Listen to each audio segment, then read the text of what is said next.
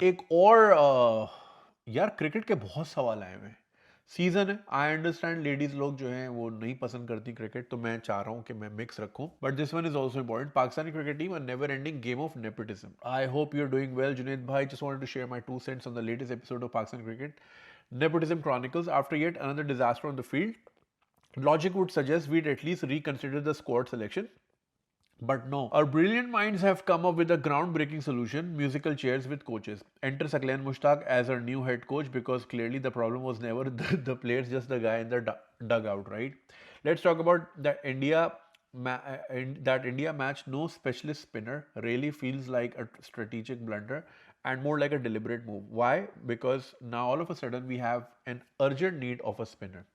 And who just happens to be perfectly placed to make a comeback under Saklan's leadership? None other than his own son-in-law, Shadab Khan. I'm no conspiracy theorist, but come on, how is this not a direct conflict of interest? How do our political leaders keep letting this happen? This Damat culture has eaten up our system like termites. Who decided father-in-laws should have this much authority? किसका बेटा wicket keeping करने आ जाता है, किसी का भांजा opening कर लेता है, किसी का दामाद ईगल बन के कुट खाता है, और अब किसी का स्पिनर दामाद फुल टॉस पे रोहित शर्मा से छक्के खाए। When does this circus end? How do you even begin to make sense of this clown show? That is Pakistan cricket. Would love to hear your thoughts on this, because at this point I don't know whether to laugh or cry. So जैसा कि आपने सुना कि nepotism cricket में किसी का दामाद, किसी का भांजा, किसी का बेटा, किसी का फलाना ढिमकाना। भैया जैसी क्रिकेट वैसी पॉलिटिक्स, और nepotism runs in our blood.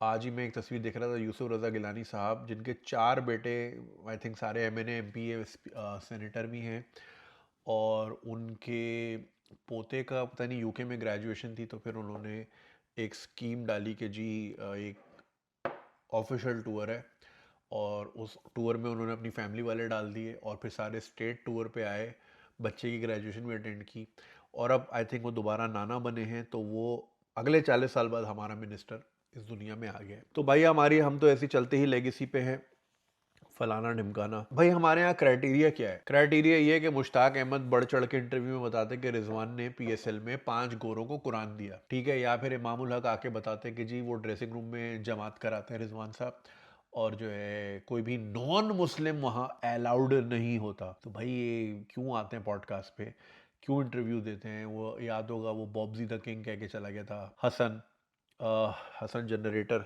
So yes, BCCI देखे, हार्दिक पांड्या ने जो एक ब्लंडर किया था कॉफी विद करण में, उसके बाद एक्टिव प्लेयर्स को अलाउ नहीं करता। हमारे यहाँ उल्टा ही सीन है, जो जिसके जितने चुगले वो फिर आपको नजर आ जाता है स्क्वाड में, चाहे उसकी जगह बनती हो या ना बनती हो। और एक्स क्रिकेटर्स का भैया बहुत हाथ है, और लुक्स पे तो हमने वजीर आजम सेलेक्ट कर लिया, तो आफरीदी का भी आधा करियर लुक्स पे निकाल दिया हमने, नसीम शाह भी यही कर रहा है।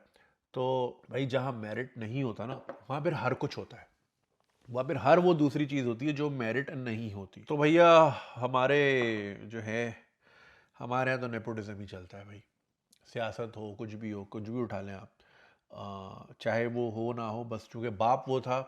अब आप देखें ना, मैं वो एक पढ़ता था अक्सर, आफरीदी के हर वीडियो के नीचे कमेंट होता है, या अल्लाह शायद आफरीदी को बेटा अता फरमा। क्यों भाई? उसकी 5 बेटियां हैं, वो खुश है, अपनी बेटियों से बहुत प्यार करता है, अच्छा बाप है वो, बेटा दे। क्यों भाई? क्योंकि फिर बेटा भी छक्के मारेगा। भाई क्यों? उसका बेटा ही क्यों मारेगा? तू क्यों नहीं मारेगा? तेरा बेटा क्यों नहीं मारेगा? बस वही एक जगह जहां से आ गए वो वहीं वहीं से ही मशीन निकलती रहे, वहीं से ही आते रहे लोग। क्यों भाई? तो खुद हमारी पब्लिक जो है ना, नेपोटिज्म को इंडोर्स करती है, और वो चाहती भी यही है।